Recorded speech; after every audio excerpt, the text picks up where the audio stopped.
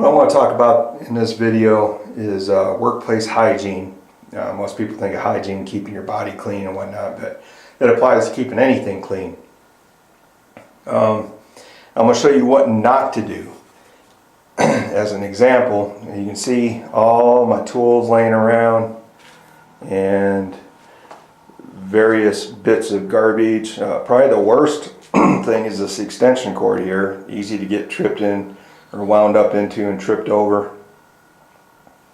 So before I start any work, I'm going to want to clean this area up. I know this is probably just common sense, but think about when you're working you're sanding your excuse me, you're sanding your joints, especially when working above your head. You're going to be more worried about what's going on up there than what's going on down here. And it's easy to trip on this stuff and wind up hurting yourself. So, keep your work area clean, or, if you find that if it's gotten ahead of you, then stop what you're doing and go ahead and clean the area up. The other thing I wanted to talk about, I didn't talk about in the other videos, was the use of drop cloths.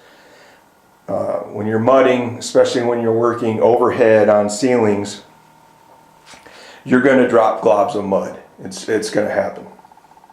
I'm probably worse than most, but as you can see, I didn't use drop cloths. So this carpet is, if I wanted to, I could clean it out of this carpet. A shampooer, once you get all the dust up, will take out drywall mud because it is water soluble.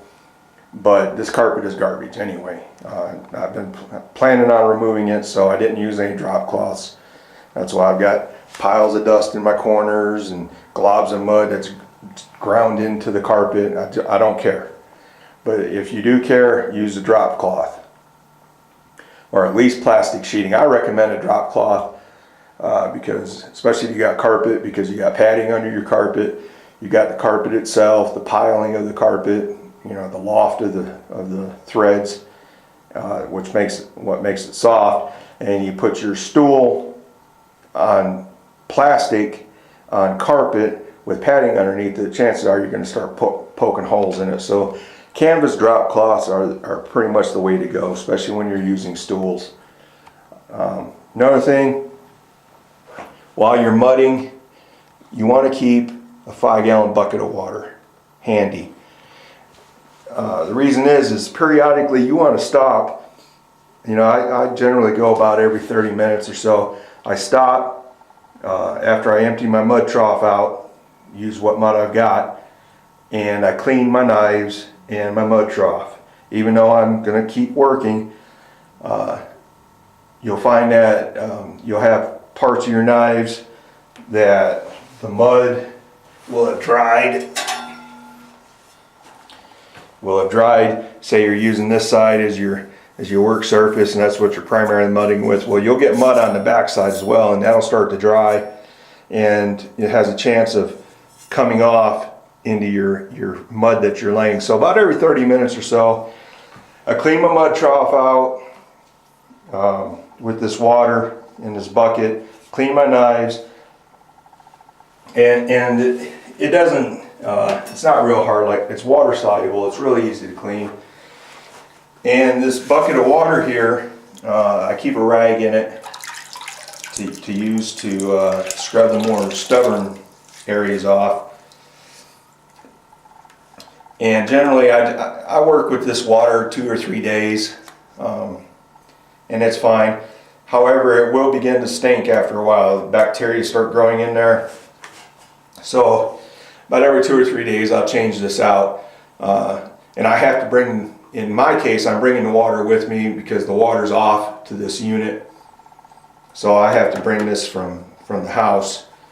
And but it's very important, and especially to clean your tools at the end of the day. You don't want to leave your mud on there. We talked about the different materials for knives. Carbon steel, such as this one here, and stainless steel. Your carbon steel, if you leave mud on here and don't clean it, what happens is this right here. See that rust? It's starting to rust. And you want to try to avoid that. So at the end of the day, clean your knives really well.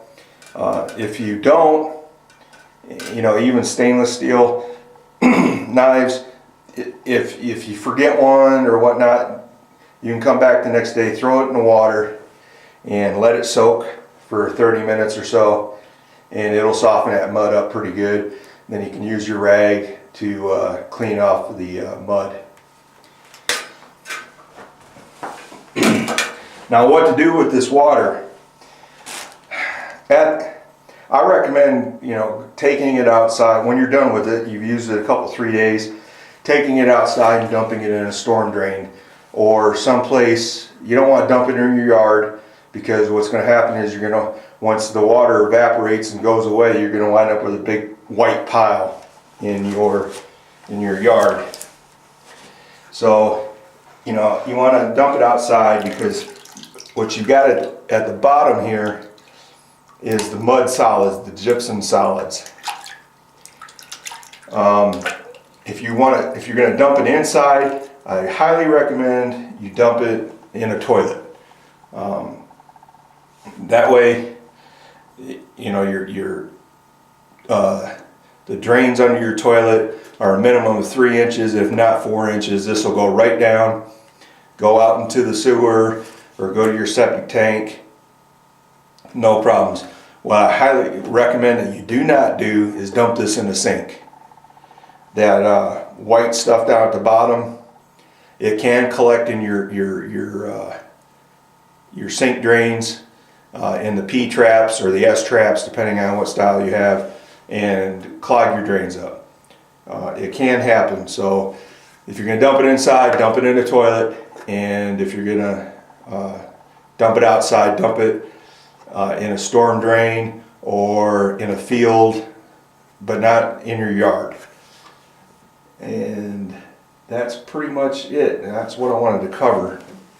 I'm trying to think of anything else, and I'm sure as soon as I shut this camera off, I'll figure something else out. But that's it. That's just a couple things I wanted to talk about. Keeping your tools, your work area clean, free of trip hazards, not most importantly, but I think keeping the area clean is the most important. But also another important thing is to keep your tools and your mud troughs clean. And that's it. That's a short one. All right, thanks for watching.